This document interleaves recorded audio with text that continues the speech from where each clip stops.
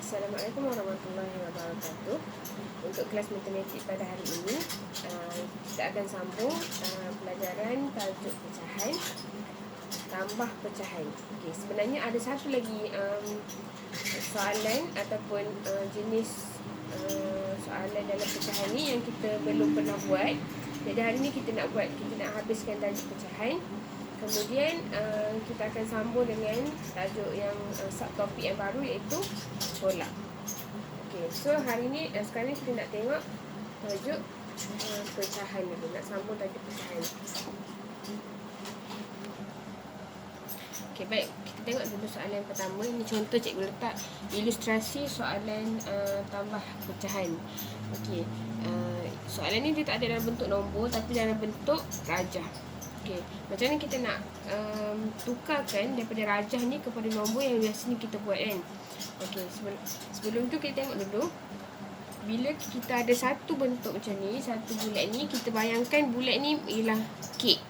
Okey, cuba bayangkan kita ada sebiji kek yang semua sekali dipilih. Maksudnya kalau kita kata sebiji kek ni kita bagi pada jiran kita, jadi memang semua satu biji tu kita bagi. Dan kek yang kedua, iaitu yang ni kita potong 4 dan kita hanya bagi satu bahagian je daripada kek ni kepada jiran kita. Yang lagi 3 ni kita tak bagi. Macam tu. So kalau macam ni kita tukarkan dalam bentuk nombor. Yang pertama ni, sebabkan kek ni walaupun dah dibahagi 4, tapi 4 bahagian tu semua kita bagi pada jiran. Jadi dia ialah sebiji kek, sama dengan 1 sebiji kek. Dan yang ni daripada 4 bahagian, kita hanya bagi 1 bahagian sahaja pada jiran tu. Jadi yang ni kita tukarkan dalam bentuk pecahan, samakan dengan 1/4. Okey, jadi pecahan untuk gambar rajah yang pertama ni ialah 1/4. Okey, kemudian soalan ni ditambahkan dengan berapa. Ni ialah tempat kosong. Jadi kita tak tahu berapa kita akan kira lepas ni. Jadi kita buat dulu tambah kotak. Kotak ni kosongan kita tak tahu ada berapa. Dan jawapan dia ialah, okay, ni satu sebiji kek bersamaan dengan 1 nombor bulat. Atas ni 1 nombor bulat. Yang bawah ni daripada 4 bahagian, 3 bahagian. 3 bahagian diberikan kepada jiran tu. Jadi 3/4. 3 bahagian daripada semua sekali ada 4 bahagian dalam kek ni. Jadi jawapan dekat sini kita boleh letak 1/3/4. 1 nombor bulat besar, 3/4. Okey. Jadi bila kita dah ada ini ayat matematik, kita dah siap dah ayat matematik. Kita dah tahu dah. Oh, yang ni 1/4, yang ni 1/3/4. Sekarang ni kita tak tahu kat sini nilai dia berapa. Yang ni kita perlu cari berapa lagi bahagian dekat tengah-tengah ni untuk lengkapkan ayat matematik ni. Contohnya soalan tu cikgu bagi 1/4 bahagian kek kepada jiran. Manakala adik cikgu bagi ada 1 bahagian ni. Tak tahu berapa dia bagi. Tapi dan total jumlah semua sekali yang jiran cikgu dapat ialah 1/3/4. Ada 1 biji kek besar dan 3 bahagian daripada 4 bahagian kek ni. Jadi 1/3/4 yang jiran cikgu dapat. Jadi sebenarnya berapa bahagian yang adik cikgu bagi? Okey. So kita nak cari tempat kosong ni berapa. Kalau kita tengok pada gambar rajah, kita dah boleh nampak dah. Okey, ni bahagian yang cikgu bagi. Jadi dekat dalam gambar rajah yang jumlah ni, kita boleh lorekkan bahagian yang cikgu bagi. Okay, jadi ni ialah bahagian yang cikgu bagi. Kita tandakan dengan warna merah. 1 ni. Ini ialah 1 ni daripada cikgu. Okey, 3/4 ni hanya 1 saja daripada cikgu. Sebab yang lagi 2 tu bukan. Sebab cikgu cuma bagi 1 je. Jadi kita lorekkan dulu 1. So yang ni 1 bahagian yang cikgu bagi dan yang ni semua yang cikgu bagi. Okey. So selain daripada tu yang berlorek, maksudnya jiran cikgu dapat, tapi bukan cikgu yang bagi. Maksudnya adik cikgu yang bagi kat sini. Jadi yang ni bahagian dia ada 2 pelorek daripada keseluruhan 4 bahagian. Jadi kita boleh terus je jawab. Yang bahagian yang berlorek ni tapi bukan cikgu bagi adalah 2/4. Jadi itulah yang bahagian yang diberikan oleh adik cikgu. So 2/4. Jadi kita daripada gambar, daripada rajah ni kita boleh terus dapatkan jawapan 2/4. Tapi bagaimana pula kalau soalan tu tak bagi rajah, ataupun melibatkan nombor yang besar, tak boleh nak lukis rajah, macam mana kita nak buat? Jadi kita boleh guna kaedah yang kita guna sebelum ni untuk tambah.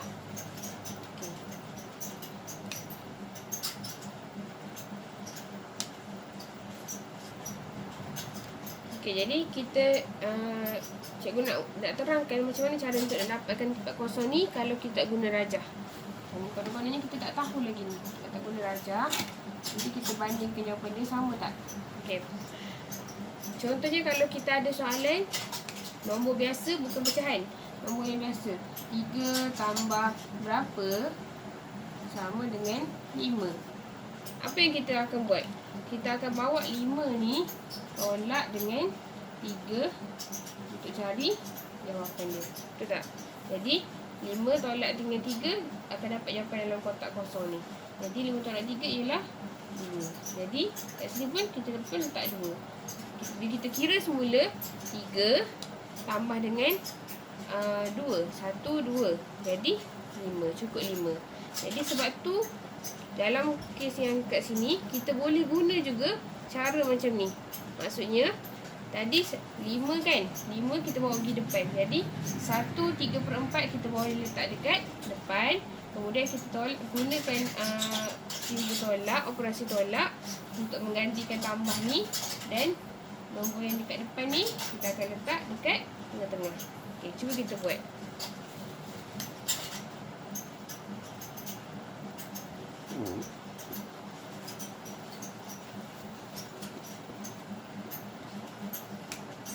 Satu 3/4 nombor yang belakang.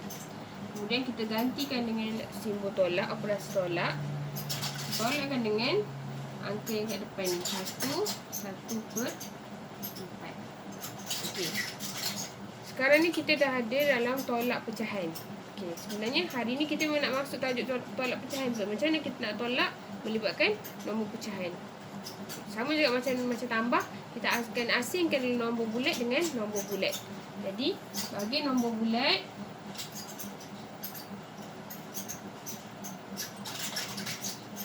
satu ni dengan ini. Jadi 1 tolak 1 sama dengan sifar. Okey, jadi hasil pada nombor bulat sifar. 3 simbol kita kira untuk nombor pecahan.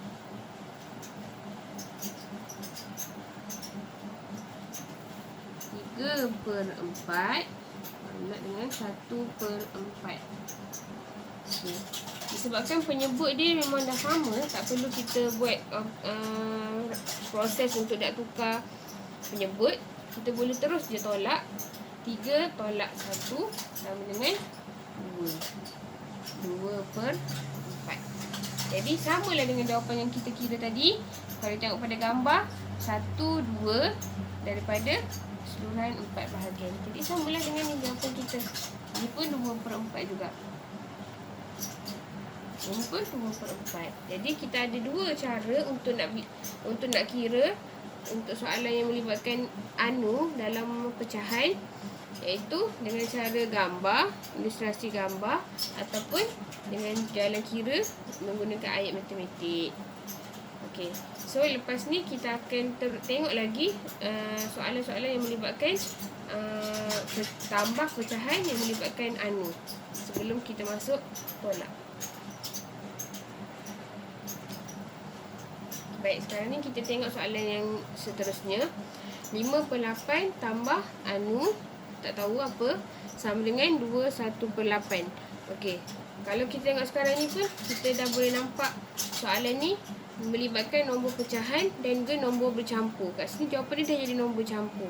Jadi mula-mula sekali langkah pertama ialah kita perlu tukarkan bentuk ayat matematik ni kepada bentuk yang kita boleh selesaikan, iaitu bentuk tolak. Macam tadi, kita akan bawa jumlah yang kat belakang ni pergi ke depan. 2, 1/8 tolak. Bila kita dah bawa yang ni kat depan, operasi akan berubah daripada tambah menjadi tolak. Tolak 5/8 sama dengan berapa? Okey. Sekarang ni kita tak boleh terus tolak. Walaupun penyebut dia sama, kita tak boleh terus tolak 2 tolak sifar, 1/8 tolak 5/8. Sebab 1 tolak 5 tak boleh. 1 lebih kecil daripada 5. Jadi apa yang kita perlu buat? Kita perlu tukarkan nombor bercampur kat sini menjadi pecahan tidak wajar. Macam ni cara dia nak tukar? Ulang balik. Kita dah pernah belajar dulu awal-awal, dulu masa mula-mula belajar pecahan tu. Cara untuk tukar dia ialah penyebut darabkan dengan nombor bulat. Nombor bulat tambah dengan pecahan angka. Jadi kat sini kita ada 8 darab dengan 2 ialah 16. 16 tambah dengan 1, 17.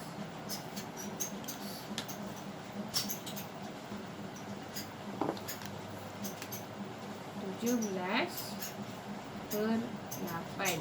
Sekarang ni kita dah tukarkan nombor ni jadi nombor pecahan tidak wajar menjadi 17/8. Cikgu ulang sekali lagi. Macam ni dapat 17. 8 darab 2, 16. 16 tambah 1 jadi 17. Jadi kita dah dapat yang ni 17/8. Yang lain kita salin je 5/8. Dengan sekarang ni baru kita boleh tolak sebab 17 lebih besar daripada 5. Okey, baru kita boleh tolak macam biasa. 17 tolak 5 sama dengan 12.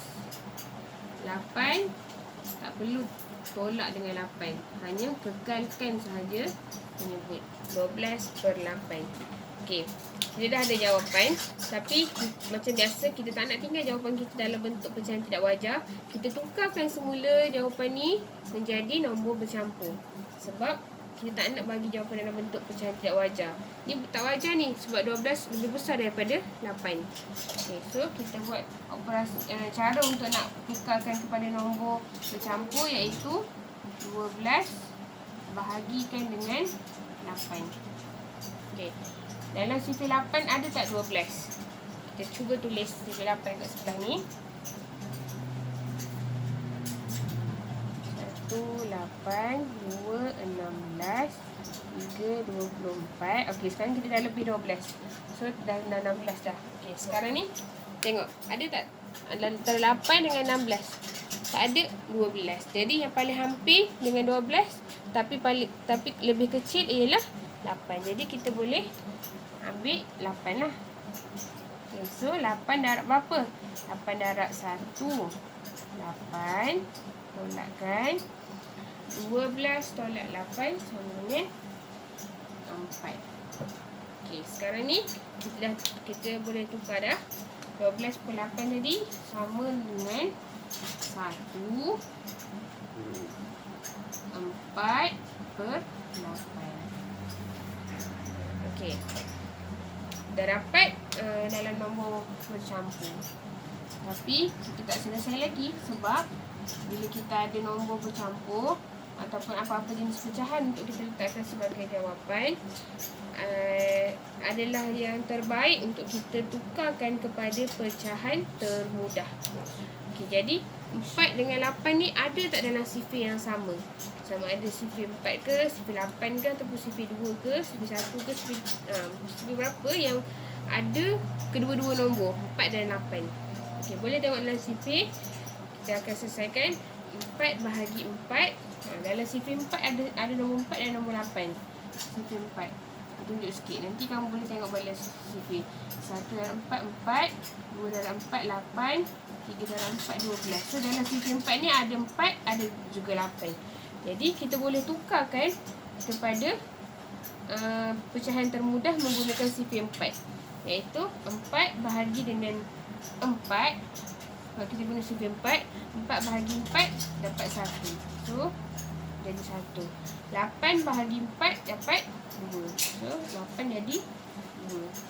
Okey, sekarang ni jawapan kita ialah 1/2 dan 1/2 ialah bentuk yang termudah. Dah tak boleh dah kecilkan lagi. Jadi inilah jawapan kita yang akhir. So kita boleh tulislah dekat dalam kotak ni. Jawapan akhir dia ialah 1/2. Jawapan yang tepat dan juga termudah. Ini ialah jawapan yang terbaik. Kalau kita bagi jawapan 12/8 mungkin betul, tapi kalau soalan tu ada 2 markah, kamu hanya akan dapat 1 markah sahaja. Okey, ataupun kita letak 1/4/8. Jawapan betul-betul, tapi mungkin akan dapat 1 markah sahaja sebab bukan dalam bentuk termudah.